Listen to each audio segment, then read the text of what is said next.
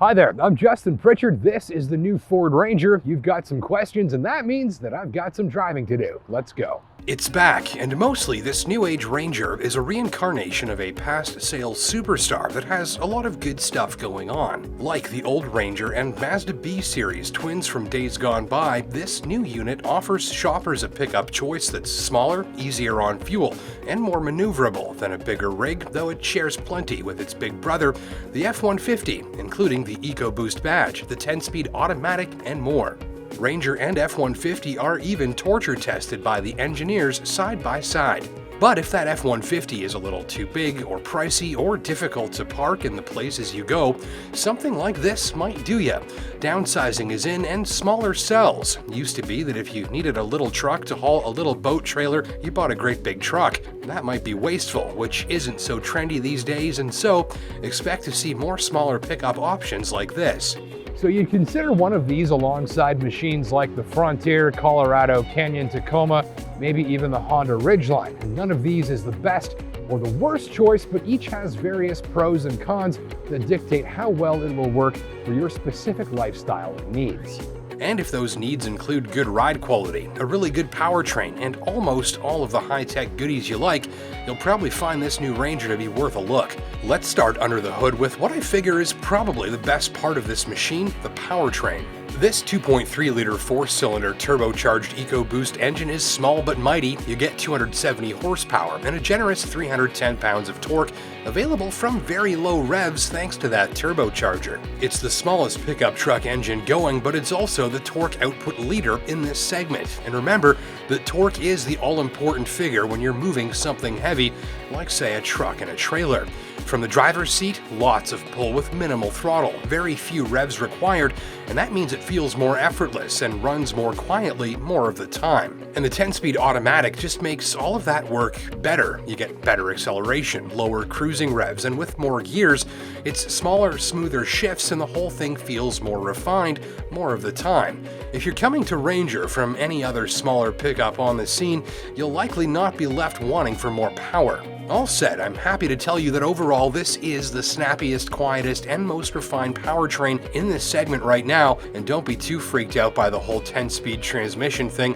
You won't notice the gearbox is even doing anything at all most of the time. So that's the best part of the Ranger. Now let's look at the worst, the interior. Now there isn't a pickup cabin right now in a midsize that'll blow anyone's pants off with its looks or anything, but much of what you see in here seems carried over from a Ford Focus from like 2014 or so. On appearance then, this cabin is brand new but already looks a little bit dated. And there are a few other gripes in here too, like the rear seats that flip up entirely. No split folding function means that you can have all of the rear seats or none of them, nothing in between, and that reduces flexibility.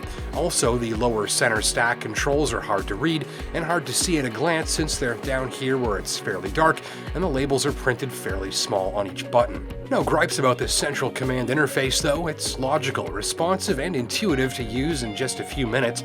Elsewhere, you get blind spot mirrors, radar cruise, automatic climate control, partial powered seats, automatic lights, and more. It's mostly modern on the featured content front, though it is missing at least one thing. It is a good old-fashioned switchblade key and a good old-fashioned remote to unlock the doors. I'm sure this is the first vehicle I've ever driven with radar cruise and a mechanical ignition.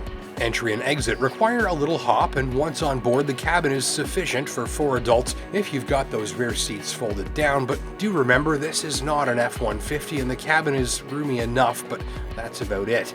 At-hand storage and charging provisions are good. There's a nice deep bin here with nearby charging ports, a decent center console, and some good deep door storage bins too.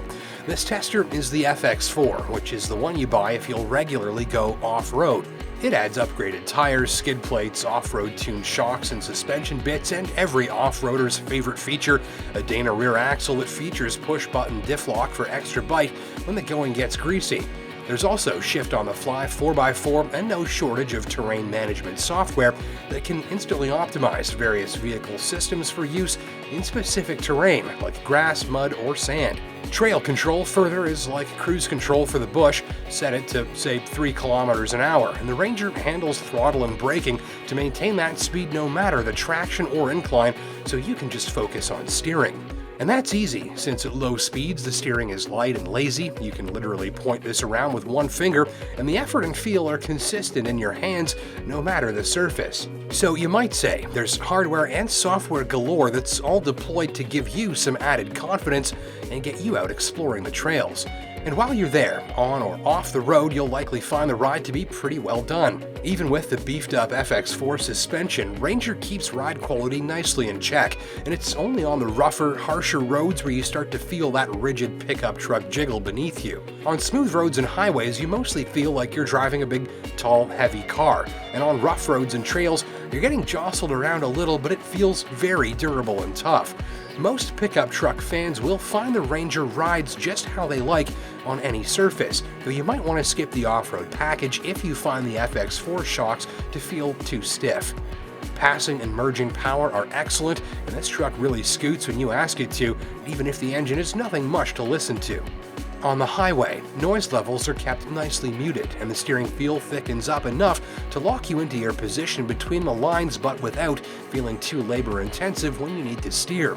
The brakes are about average for the segment in terms of pedal feel and performance too. And of course the box, nothing too noteworthy going on back here, and if this seems a little small to you, you can order your Ranger with a longer box and a smaller cab if you prefer. So let's sum it up. Generally good driving manners, great powertrain, plenty of confidence for novice off-roaders, and plenty of hardware to keep more experienced off-road enthusiasts feeling well supported for just about anything. And other than the sort of old school look to parts of the cabin and a few features that you might miss for the price, I think this all stacks up pretty nicely. You've got some good choices in this segment right now, and you'll have even more soon, including a new pickup truck that's coming from Jeep. We'll be driving that another time. Which one's the best for you? Well, go drive them all and see for yourself. It's nice to have choices. I'm Justin Pritchard.